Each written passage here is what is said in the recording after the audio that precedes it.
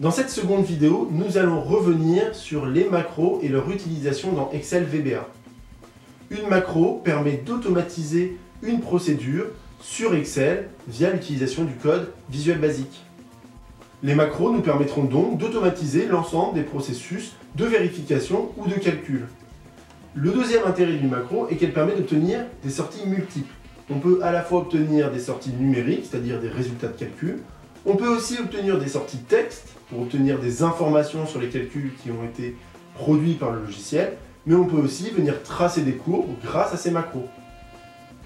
Dans un premier temps, nous allons nous intéresser aux éléments de langage qu'il est nécessaire de maîtriser pour pouvoir écrire une macro sur Excel VBA, et dans un second temps, nous nous intéresserons à l'utilisation d'une macro dans un cas concret, qui est l'exercice 2 que je vous ai mis sur le NT. Tout d'abord, comme vous pouvez le voir ici, il est nécessaire d'introduire dans VBA notre macro par une instruction de début, puis une instruction de fin. L'instruction de début d'une macro commence par sub, et l'instruction de fin est end-sub. Reprenons maintenant l'exemple de l'exercice 2. Comme vous pouvez le constater, notre macro se divise en 3 grandes parties. Ces différentes parties sont découpées grâce à des commentaires. Je vous le rappelle, pour écrire un commentaire, il est nécessaire de mettre un apostrophe suivi de ce que vous souhaitez écrire. VBA ne lira pas ça comme du code et l'ignorera. Nous retrouvons donc ici au début un import des données qui permet d'utiliser les données présentes dans notre tableau Excel et de les importer dans VBA. Une seconde partie dans laquelle nous effectuons les différents calculs de notre macro. Et enfin, une dernière partie qui nous permet d'exporter nos données vers Excel.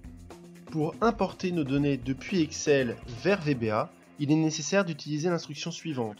Nous définissons une variable par son nom, ici A, et nous donnons à A la valeur de la case A1. Pour cela, nous utilisons l'instruction range.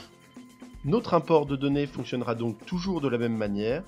Le nom de la variable dans VBA égale au range d'une case dans Excel.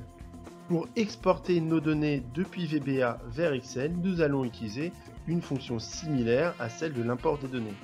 Ici, pour donner à la case det la valeur de la variable déterminant, nous utilisons la fonction range en disant range du nom de la case est égal au nom de la variable calculée dans VBA.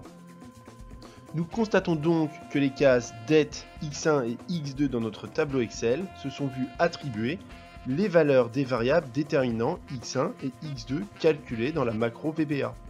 Comme vous pouvez le voir ici, nous utilisons dans le cadre de notre macro une fonction VBA que nous avons au préalable définie dans l'exercice 1. Cette fonction utilise comme argument les différentes variables A, B, C que nous avons définies dans l'import de données. La macro utilisée ici utilise des instructions conditionnelles. N'hésitez pas à reprendre les documents fournis sur le NT pour en apprendre plus sur l'écriture de ces fonctions. Vous retrouverez un exemple plus complexe sur le NT dans lequel nous avons utilisé une macro et des boucles récursives.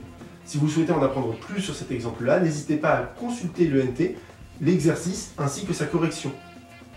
De plus, je vous conseille très fortement d'aller voir sur le NT les éléments de correction que je vous ai apportés sur l'utilisation de l'outil range. En effet, c'est cet outil range qui va nous permettre à la fois d'importer des données dans notre macro, c'est-à-dire d'obtenir des entrées pour obtenir des valeurs de calcul.